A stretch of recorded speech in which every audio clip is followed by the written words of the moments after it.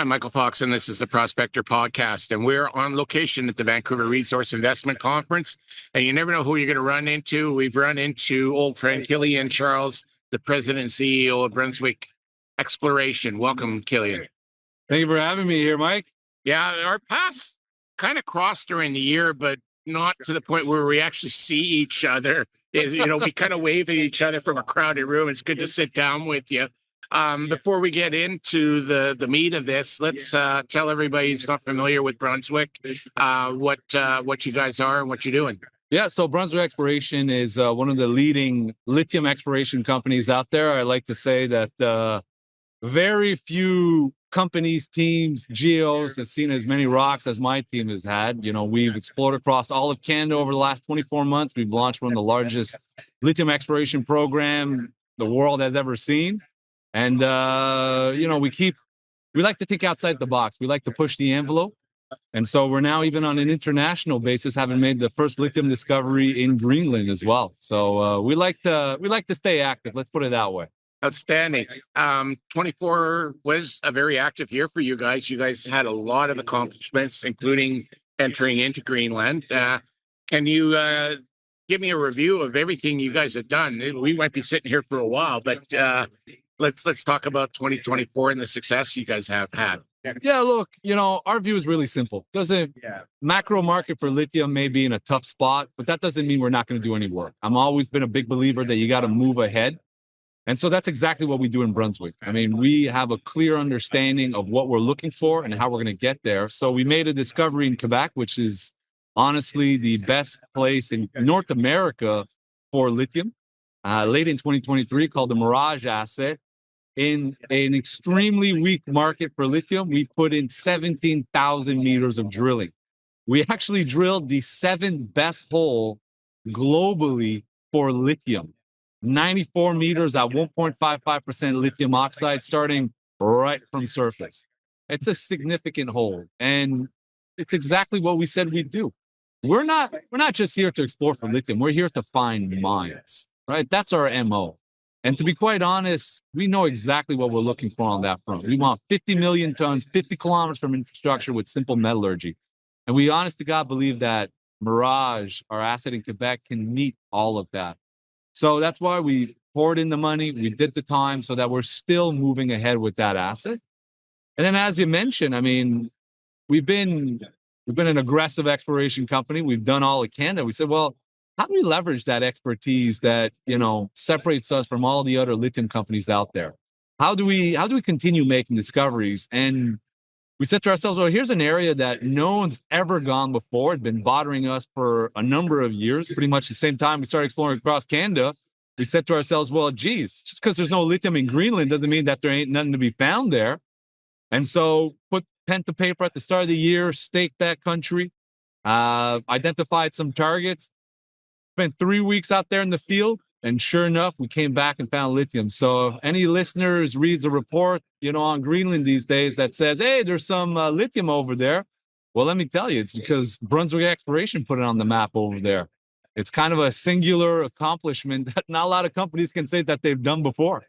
No. And, off mic, we had a friend of mine. We were just chatting, and he said something rather poignant, I thought, was that you're not going to find it if you're not looking for it. So, I wonder how many exploration geologists right now are slapping their heads going, I wish I'd looked for the lithium when I had the chance, because this isn't virgin territory. Oh, absolutely. If these are areas that have been, worked quite significantly, our lithium discovery sits, a couple dozen meters away from a gold showing. So it's not like no one had gone there before, but people were, very constrained in what they were looking for and didn't think outside the box.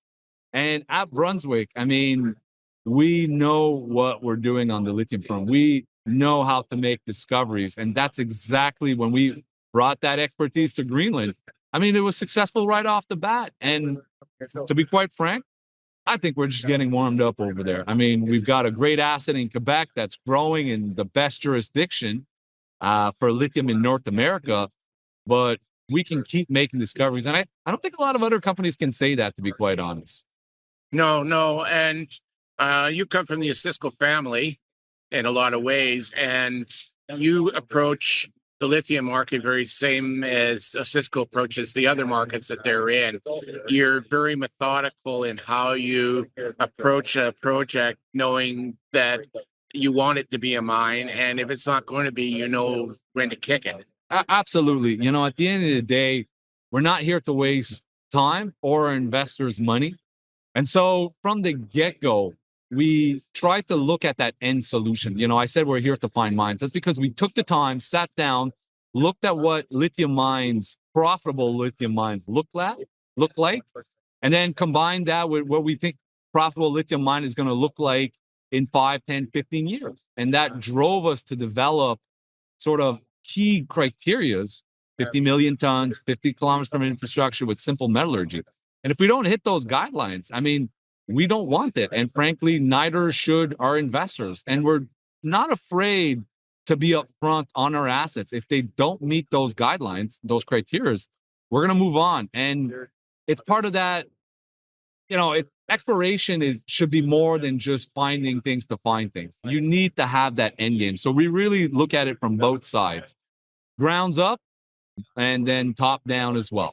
It really allows us to be a more, yes, aggressive exploration company, but one that's also more judicious in terms of how we spend our capital. So when we do focus on an asset, when we do focus on a region, we know that we're giving ourselves the best chance of making our investors some money and making a discovery and doing something impactful to the market.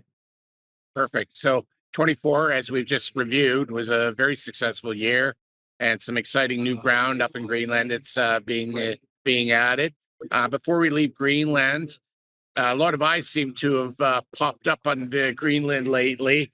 Without commenting on whether or not buying Greenland's a possibility. Although you got a lot of land there, maybe you guys could buy Greenland. But those extra eyes on Greenland, is that good for the company from an investment standpoint?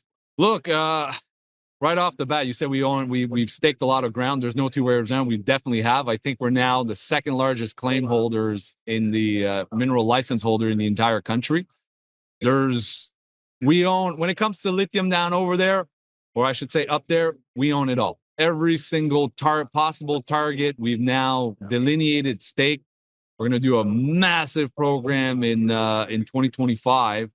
But in terms of attention, I don't think it makes that much of a difference whether, certain individuals want to buy Greenland or not. Ultimately, Greenland is a pro-mining area. They understand the benefit resource extraction can have if done in a secure, sustainable fashion. And they see it as a way of growing their country. And that to me is the number one signal. That's why we felt a lot of confidence in going there, because Greenland has a good mining code. It has a strong population basin that wants to see these mines be developed or these assets be developed into mines.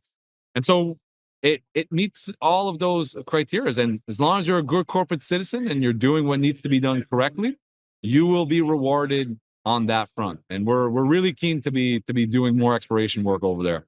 Outstanding. So with the successes we've had in 2024, we're going to turn the page now where I guess technically this is the start of the third week of January. So we are now firmly in 2025.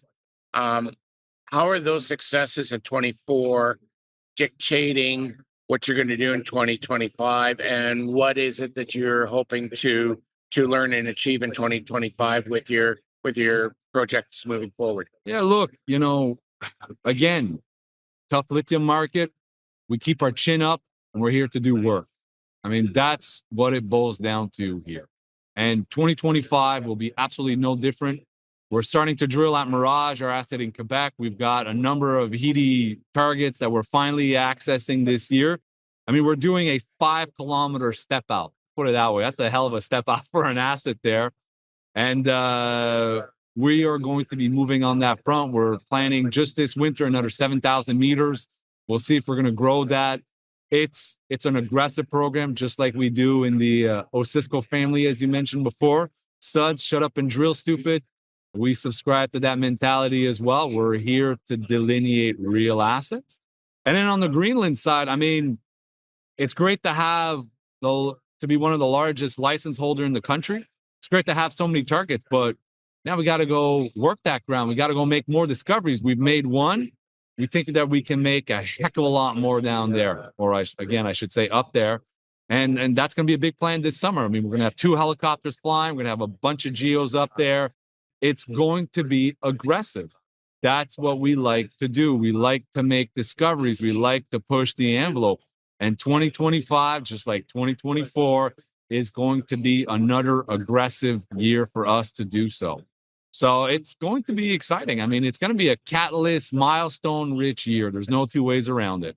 Yeah, no, I'm looking forward to the news that'll come out from all these programs. It's yours is a company that every time you turn around and think you've already covered all the ground, all of a sudden there's new ground that's being covered and new things that are happening with it. So every time I see a press release, it's almost something new, exciting is happening, and people should follow that. So if they want to follow that, how's the best way to do so?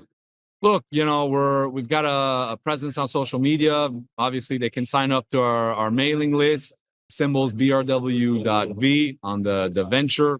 And they're going to be seeing us in the news. There's no two ways around it, right? With all this attention being put on Greenland, with all this attention on lithium, we're one of the active companies, especially in Greenland. We're the only active company.